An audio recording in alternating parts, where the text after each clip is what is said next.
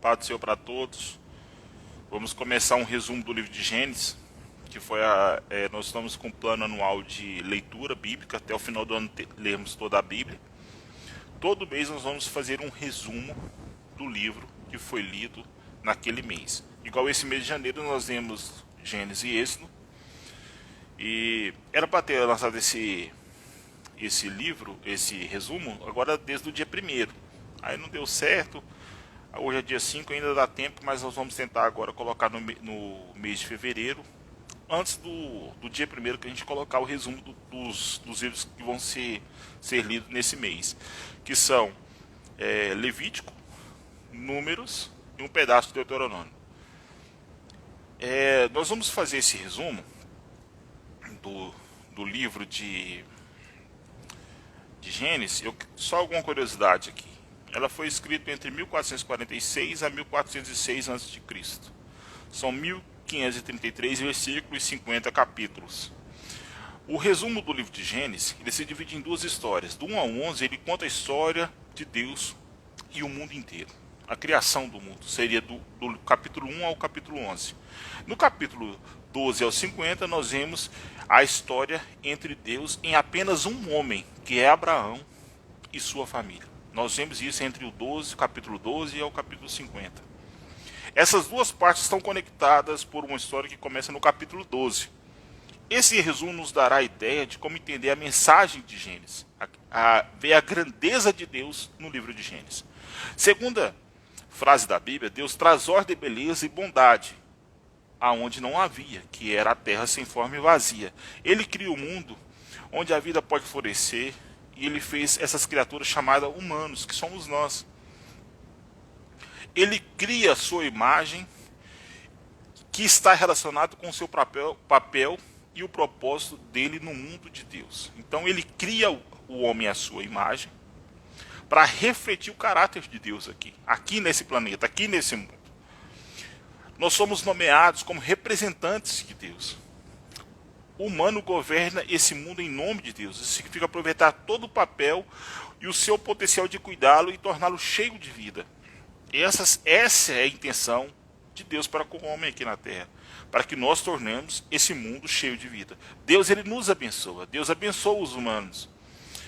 Representado pela árvore do conhecimento do bem e do mal, os humanos têm o poder de escolha sobre como vão construir esse mundo. Um abraço, Michele. Deus abençoe. Deus, então, ele dá um jardim onde o homem possa estar. É um lugar onde começa a construir esse novo mundo. Até então Deus tinha entregue aquilo que é bom. Mas agora Deus está dando aos humanos a dignidade, a liberdade de escolha. Com o homem no jardim, ele colocou a árvore do bem e do mal. Então, ele nos deu o poder de escolha. Ele deu o poder de escolha para Adão e Eva, que teria autonomia para definir o que é o bem e o que é o mal, correndo um risco grande de se rebelar contra Deus. Essa árvore lá, se Adão e Eva, como eles escolheram, foram enganados pela serpente, ele está dando assim a liberdade de escolha para eles. A morte é afastada de Deus, porque Deus é a própria vida. Então Deus, como a própria vida, deu a vida a Adão e Eva, e dessa forma vemos que essa árvore representa a vida. Porém, no capítulo 3, a serpente entra na história. É uma criatura que Deus fez, e vemos que ela se rebelia contra essa criatura, a serpente, ela se rebelia contra Deus. E ela quer levar os humanos à rebelião e à morte. A serpente conta histórias diferentes sobre a árvore da vida. Ela conta uma história diferente sobre a árvore da vida, sobre esse conhecimento do bem e do mal. Esse conhecimento trará a morte. Ele vai trazer a morte, esse conhecimento. Mas se vai garantir a vida, como se tornaram como Deus? Então, a serpente ela engana o homem, engana a mulher, para que eles se tornem como Deus. Mas em Gênesis mostra que os humanos foram feitos para refletir a imagem de Deus. Então, se ele é para refletir, já seria o suficiente. Porém, a serpente foi lá e disse que eles seriam como Deus. Não basta somente refletir a imagem de Deus.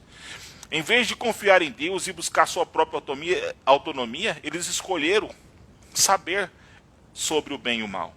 Vemos uma história fora de controle, então virou uma bagunça a partir do momento que Eva aceitou ser enganada e comeu esse fruto. Entendemos que eles se tornaram vulneráveis, tanto é que eles perdem a confiança um no outro e começam a vestir, fazer palhas e fazer suas roupas, porque eles perdem aquilo que seria do caráter de Deus, a confiança. Porém, nós vemos que os humanos se escondem quando Deus vai procurar. Então nós vemos aí uma história totalmente fora daquilo que era o que Deus queria para com o homem. Quando Deus encontra eles, começam o jogo de culpar um ao outro. Não foi ela, não foi ele, não foi ela, não foi ele, e bota a culpa na serpente. Deus primeiro diz à serpente, apesar da sua vitória aparente, porque a serpente ela cantou vitória quando Eva comeu o fruto. Deus diz à serpente o seguinte, que ela está destinada à derrota e comer poeira, que elas ia se rastejar. Deus promete que um dia uma semente, ou seja, um descendente viria da mulher e dará um golpe letal na cabeça. Então Deus promete que teria um golpe letal na cabeça da serpente. A gente começa a já ver aí a história de Jesus. O que parece uma ótima notícia, então. Então vai dar tudo certo, porque vai vir, então, um homem, filho de mulher, filha de um humano, que vai pisar na cabeça dela. A vitória terá um custo, pois a serpente também dará um golpe letal no calcanhar do descendente, enquanto está sendo esmagada. Então, olha para você ver Jesus aqui. Nós vemos Jesus nesse pequeno resumo. Jesus pisaria na cabeça da serpente, mas a serpente daria um golpe letal, que seria a morte de Jesus na cruz, mas a serpente não contava com a ressurreição.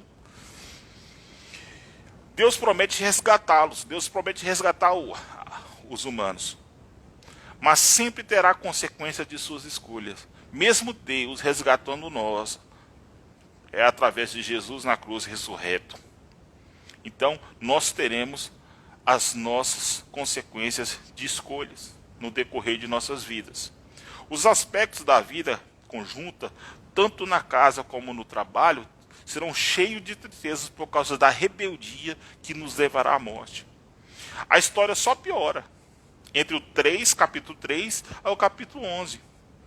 A traição, efeitos crescentes da rebelião e da relação humana fraudulenta em todos os níveis. Temos a história que é citada na Bíblia, que é conhecida desde a escola dominical, na salinha, né, de quando nós éramos crianças, que é a história de Caim e Abel.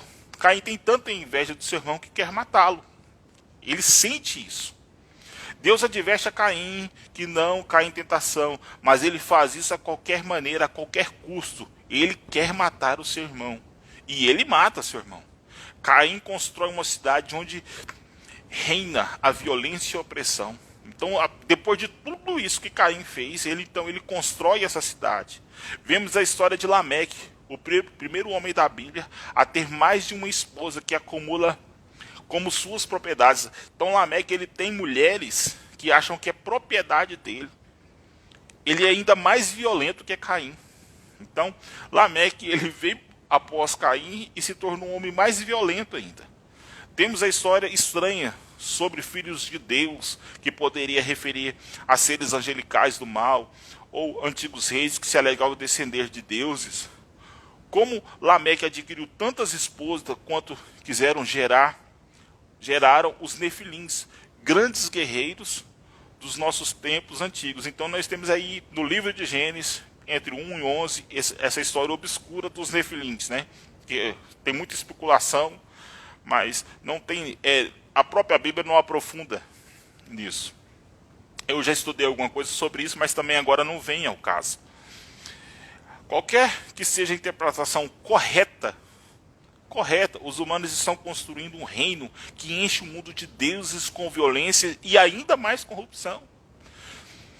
Sobre essa corrupção, entendemos que Deus está profundamente triste com a humanidade, que está destruindo está destruindo o seu belo mundo e destruindo uns aos outros. Ó, pra você ver, na Bíblia, em Gênesis, já fala da destruição dos homens, os homens destruindo uns aos outros, e nós vemos isso nos dias de hoje. Deus limpa a maldade humana com um grande dilúvio. Deus falou assim, não, peraí, vamos resolver esse negócio aqui. Então Deus manda um dilúvio. Mas existe um mando inocente aqui. Ele protegerá Noé e sua família. Então ele só não decidiu destruir, inundar o mundo de água. Então ele queria proteger Noé e sua família. Noé, no meu ponto de vista, assim como a gente lê isso, Noé seria um novo Adão. Repete a bênção divina e envia não é pelo mundo afora, mas simplesmente a Noé. Temos expectativas de melhora, então vamos melhorar, porque então Deus trará um dilúvio, recomeçará de novo, então Noé será esse novo Adão, então não vai ter falha, mas é aí que a gente se engana, Noé falha. Noé, ele planta uma vinha, fica bêbado e perde os sentidos. Um de seus filhos, que é o Cã, faz algo vergonhoso a seu pai na tenda. Vemos um novo Adão nu, envergonhado, então ele estava bêbado, envergonhado, porque estava nu. Justamente como Adão, o primeiro. O que Adão fez quando comeu o fruto? Sentiu nu e fez as suas vestes. Então sentiu vergonha. Então agora aqui é quase que a mesma história de um modo diferente. Adão, ele está nu, mas ele está envergonhado, porque ele precisava das suas vestes. E a gente só vê a coisa piorando. Surge a cidade de Babilônia. As pessoas da antiga Mesopotâmia se reúnem para se tornar em torno de uma nova tecnologia. Aí a gente começa a ver os primeiros sinais, biblicamente dizendo, sobre o tijolo. Então eles construíram algo que era tijolo, que construía cidades e torres bem mais altas, mais rápido que qualquer outro povo. Então eles tiveram essa brilhante ideia, foi, não, vamos construir uma torre e vamos tocar o céu. Eles podem construir um novo tipo de torre, que é o que eu estou falando sobre essa torre, que é mais conhecida como Torre de Babel, e seus nomes famosos. É uma imagem de rebelião e arrogância humana. Então, com essa torre, ela traz aquela prepotência do homem, achando que pode se igualar a Deus, tocar a Deus, que é mais ou menos o que acontece ali quando o viadão come o fruto, que é enganado pela serpente. A gente vemos muita coisa parecida, de formas diferentes. Essas são as histórias diversas que podemos ver em todos que exploram o mesmo princípio. Deus continua dando aos humanos uma chance de fazer a coisa certa com o seu mundo. E os homens continuam destruindo. Os homens se destruindo, se destruindo. Essas histórias nos mostram que vivemos num mundo bom e tornamos mal. O mundo é bom, só que o homem que estraga o mundo. Nós vemos isso em Gênesis. Escolhemos definir o bem e o mal por conta própria, não acreditamos que Deus, ele como dono da vida, como autor da vida, como senhor da vida, sabe sobre o que é bom e o que é ruim, mas nós pegamos isso e entendemos que a gente quer deter essa verdade, mas não é bem assim, né? Dentro do livro de Gênesis. Para esse mundo de relacionamentos rompidos, levamos o conflito de violência e a morte. Então, tudo que o homem tem feito, ele vem causando violências e vem causando morte.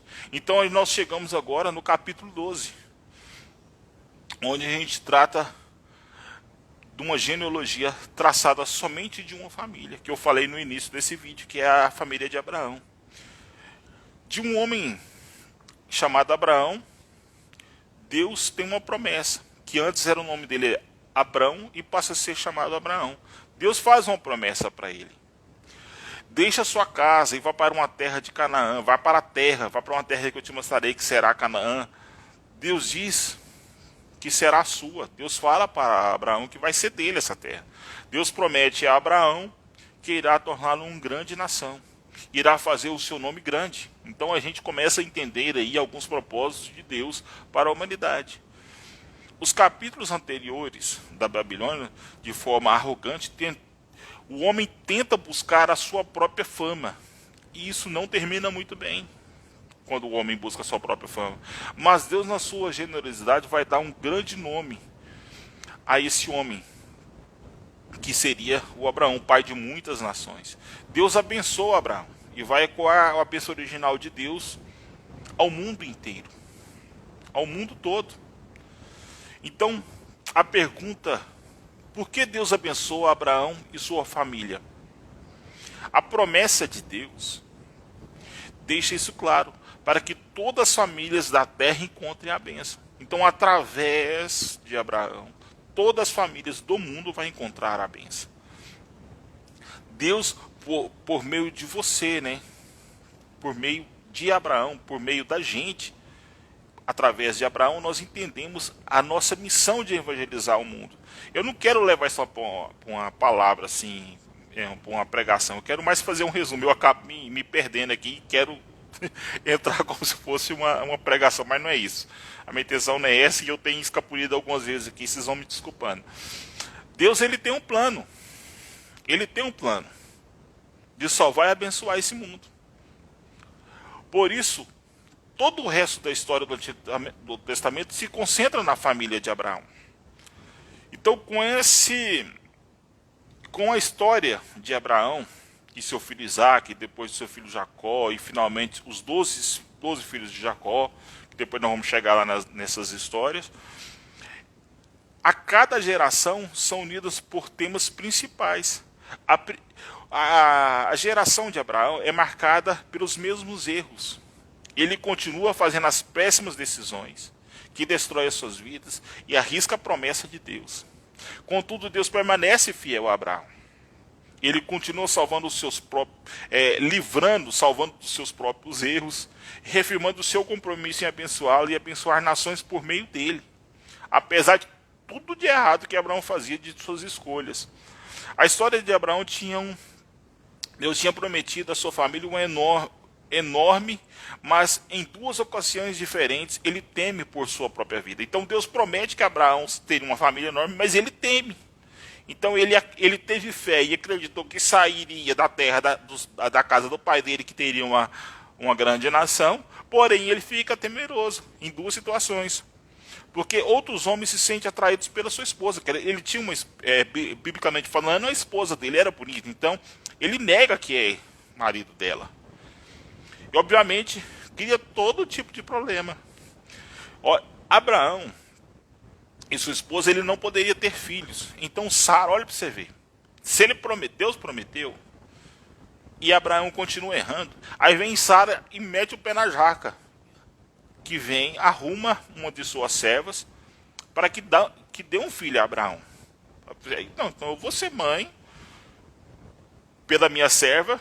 Olha para você ver o raciocínio que a Sara teve. Aí cria todo tipo de problema. Mas todas as vezes Deus vem e livra Abraão. No capítulo 15 e 17, o capítulo 15 e o capítulo ao 17, Deus chega e formaliza a promessa a Abraão, no compromisso oficial chamando de aliança.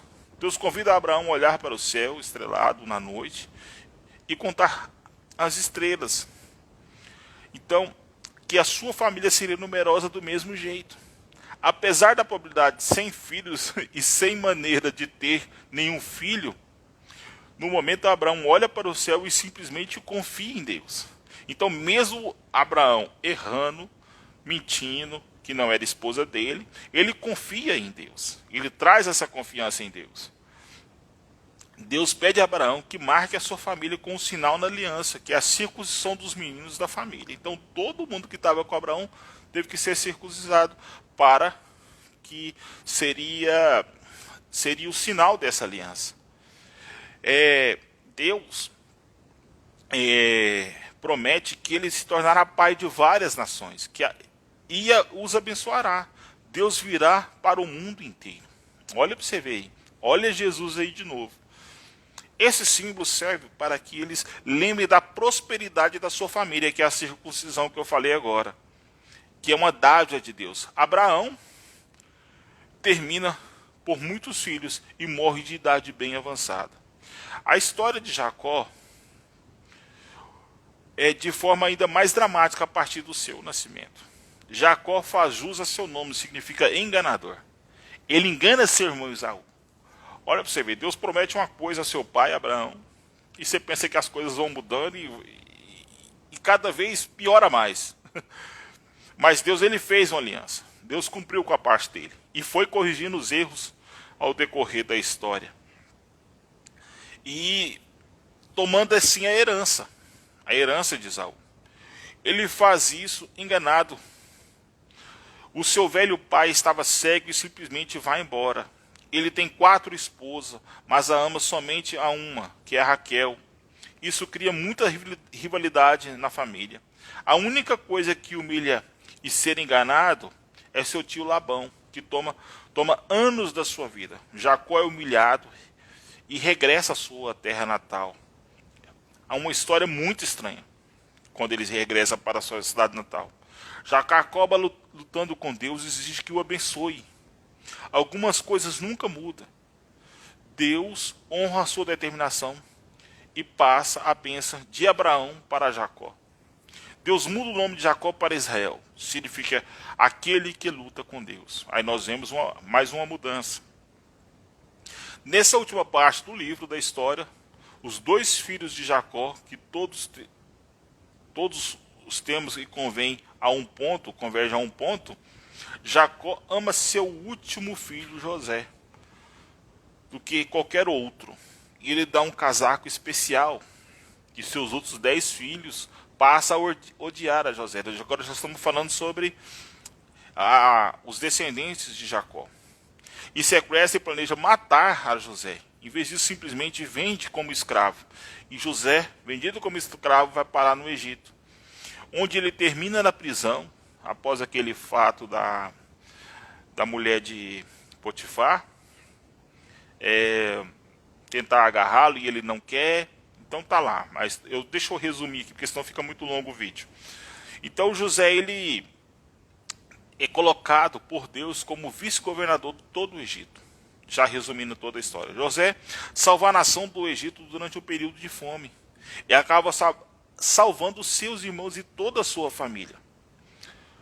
Isso porque se não salvasse, José não salvasse toda a sua família, eles morreriam de fome, porque havia fome em toda a terra. Mais uma vez podemos ver que é loucura. O pecado da família de Abraão encontra na fidelidade de Deus, que transforma a maldade dos irmãos em uma ocasião para salvar vidas. A maldade que os irmãos de José teve para que ele morresse, mas aí resolveu vender como escravo. Então Deus pegou isso e transformou em vida. Isso é exatamente, os irmãos de José planejaram mal, mas Deus planejou salvá-los, cuidar deles, dar uma nova chance. Essas palavras são estrategicamente posicionadas no final do livro, porque resume não apenas a história de José e dos seus irmãos, mas também do livro como um todo. Então nós vemos aqui que tudo o que aconteceu, Deus esteve presente na vida da família de Abraão e seus descendentes. Então quando ele quis que tudo aconteceu da forma que aconteceu, permitindo que os irmãos fizessem isso com José, ele para que tivesse uma vida na frente, porque ele sugeriu as 12 tribos de Israel. Mas Deus vai abandonar o seu mundo e deixar que seja gerido por conta própria e permanece fiel e determinado a abençoar as pessoas que o fizeram isso e de mudar as suas falhas, mudar o curso de suas falhas, mudar o curso de suas histórias. Podemos ver especialmente da forma aquela promessa misteriosa sobre os descendentes da mulher que desenvolve no livro. Então, nós vemos aqui que Deus, ele vai dando um jeito de consertar as coisas, porque lá, como nós falamos agora no começo desse vídeo, sobre o filho da mulher que pisaria na cabeça da serpente. O que Deus prometeu lá em Gênesis 3. Então, isso trará a bênção de Deus para todas as nações. Então, quando a gente lê esse livro de Gênesis, nós vemos o desenrolar da história, Deus ele consertando as burrices, as mentiras, as falhas, o engano da família que ele escolheu, que seria Abraão. Nós vemos Deus prometendo, na primeira parte, como eu já disse, a respeito da serpente, que teria a cabeça ferida, pisada. E nós vemos então Jacó envelhecido em seu leito de morte, querendo abençoar os seus 12 filhos. Nós vemos isso no livro de Gênesis, no capítulo 49. Quando nós vemos, quando nós vemos essas bênçãos de Jacó aos seus filhos, quando chega a vez de Judá, Jacó prevê que Judá se tornará a tribo dos líderes reais de Israel. Que um dia um rei virá para comandar em obediência a todas as nações. Olha que lindo. Estamos falando aqui de Jesus, da volta de Jesus. Cumprir a promessa de Deus e restaurar a bênção no jardim, que foi feita lá no jardim do Éden, para todo mundo. Deus disse a Jacó. Depois disso, Jacó morre e José também. A família em expansão permanece no Egito. Então agora nós vemos o livro de Gênesis. Terminando o livro de Gênesis com esperanças e promessas futuras da parte de Deus para com aquele povo.